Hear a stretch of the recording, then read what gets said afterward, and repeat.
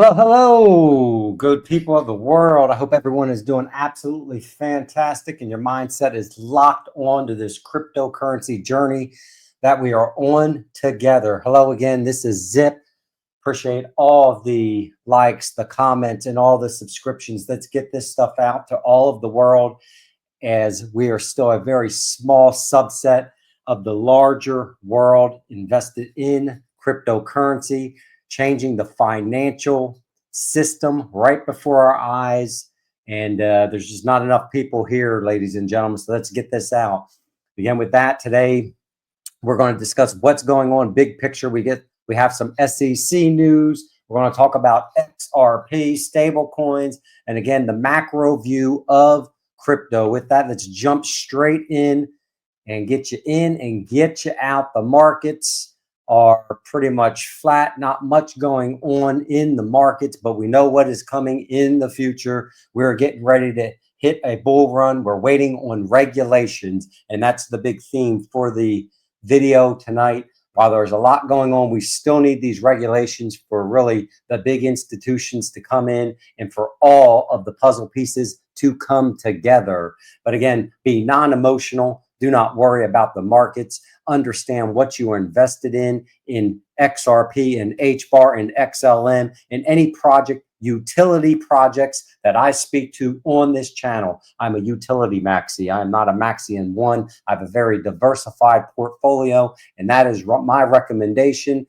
If you can do that, again, not financial advice, but with that, again, the markets are down, but I'm non-emotional and I don't care about the markets. I care about where we're going into the future. And what has come out is that the Coinbase case was dismissed with prejudice, meaning that it cannot be refiled later and not even a settlement agreement with some minor concessions. That baby has been thrown out. The SEC has come and has dropped that case. Now, there's a lot of speculation. There's a lot of excitement. Congratulations to Coinbase. It was well-deserved and glad it's been done. But now everybody's waiting on the fences, wondering when is the Ripple case going to be dropped.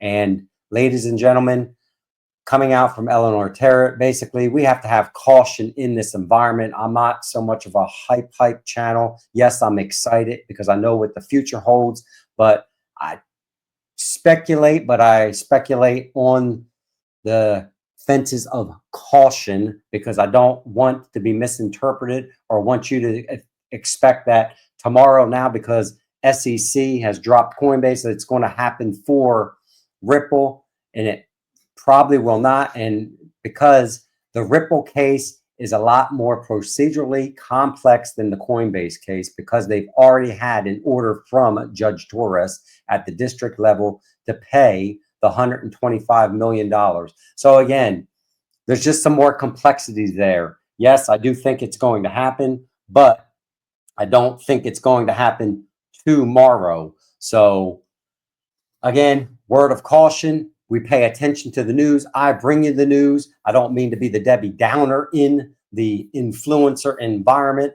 but there's still a long way to go here. And the Ripple case is just a little bit different. The big thing that we need, the bigger picture that we need is we need the regulation to come in.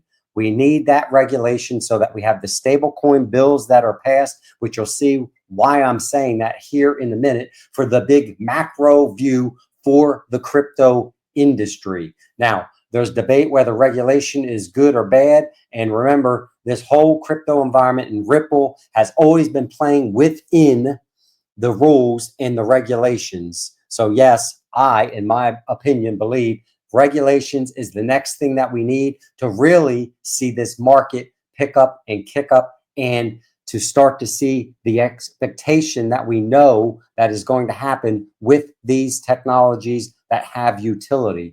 So again, we'll see what happens with regards to the Ripple case. But speaking of regulation happening next week, they're meeting, the banking committee is meeting again, and it will oversee a subcommittee hearing on digital assets legislation. Again, this is the big picture. We know that the stablecoin regulation is being talked and discussed, and that's what we want to see. And we want to see the regulation done so that all of the large institutions, the banking infrastructure, everybody knows that this environment is well regulated, and they'll come on board and be able to support it without any issue. So next week's going to be exciting. Can't wait to see what's discussed in that banking committee session that they're going to be holding. But in my opinion, again, that's where we need to go, and that's what's going to be coming. Now, Ripple dropped out there a conversation about stablecoins and how they're accelerating the next evolution of finance, powering on-chain payments, DeFi, and cross-border e-commerce. We're going to look at that in a minute. I dropped another video earlier on Flare, again, a DeFi environment. This is where everything is going, ladies and gentlemen. Now is the time. We've been waiting for a long time. We have to continue to educate ourselves so we can figure out how to make additional money once the regulation gets dropped. So take a look at that Flare video if you have not, because it goes into DeFi and Flare specifically and how you can make income off of your assets that are just sitting there, not earning you much yield. But what are stable coins, types, how they work, and most importantly, the regulations. Ripple dropped this out on their site. I would go out there and read this whole thing, but they talk about the types of different stable coins that are out there and exactly how they work. Fiat-backed stable coins, which is RLUSD. We have commodity-backed stable coins, which is like Paxos Gold with the Pax Gold token that's out there. Crypto-backed stable coins. There's a whole variety of different stable coins that are out there that I don't think most of us understand, or most people don't understand. And this is what we want to get educated on. Why stable coins matter, the benefits in use cases, again, for cross-border payments and remittances. That is the big picture, ladies and gentlemen. These stable coins are going to be riding on the front end. So environments and people can get in and out off of the fiat ramps, so we can have cross-border transactions, which Ripple without a doubt is going to be leading. There was information that came out about the European Union and a discussion again about Bitcoin, and Ripple was mentioned a couple times. But the bigger picture of that environment, the DeFi and lending environment, again, think Flare. Institutional use cases involving RWAs, which we talk about all the time. Businesses can use these stable coins for treasury management, settlements, and corporate payments, benefiting from their stability and efficiency. Again, stable coins offer a compelling solution for banks and fund managers seeking efficient trade settlement assets. Why we need the regulation, ladies and gentlemen. On and off ramps for crypto, as we already understand. As we are laddering up and we decide maybe to sell some of our assets, again, Zip's recommendation, I would never sell all of your holdings, because there's too much going on in this environment. And in the next several years, there's ways to earn passive income. That's what we want. We want to develop wealth. We don't want to get rich and then lose all of the money because we go back into a fiat system that is fighting inflation and such. We want to be smart. This channel is about creating wealth, long-term generational wealth that will last for generations and generations. Again, stablecoin regulation and compliance. Why U.S. stablecoin regulation is important.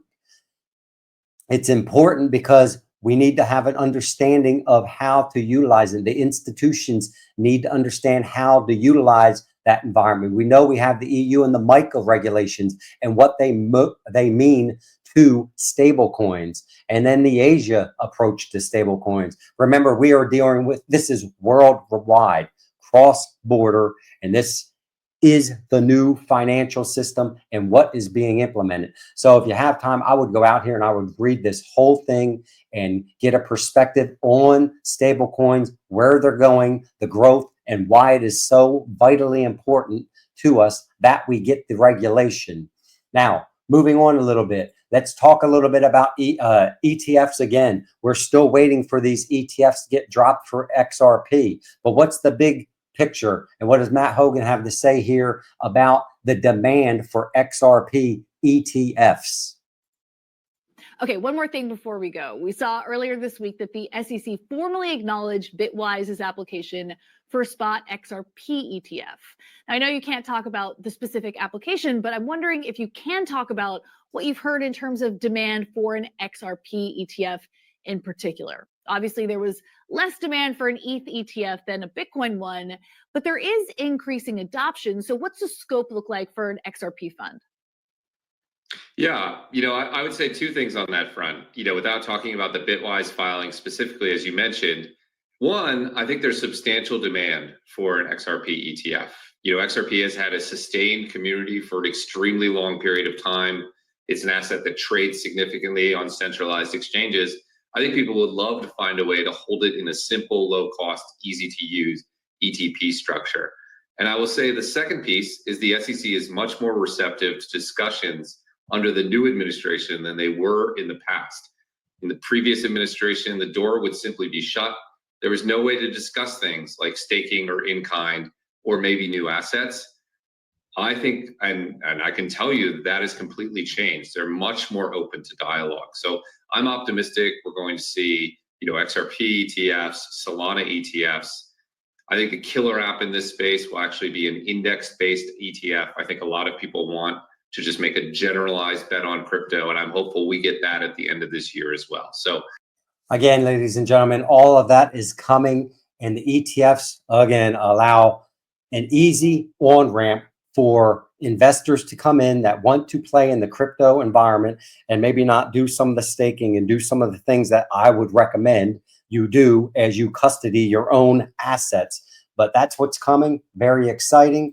And last and not but least, crypto investing tip of the day: do not use leverage, especially in a bull market. Why? Because if the price goes against you, you get wiped out. You'll get amazing returns anyway in a bull market. Again, please do not go out there and leverage your house. Don't leverage against, don't get a loan. I would recommend against that. Be smart in this environment so we can all make it across the finish line in this journey of crypto. But again, ladies, just a quick one in here. And ladies and gentlemen, just a quick one to drop some content to you. Remain excited. Keep your mindset locked as we are on this journey together. And until next time, ladies and gentlemen, Zip is out.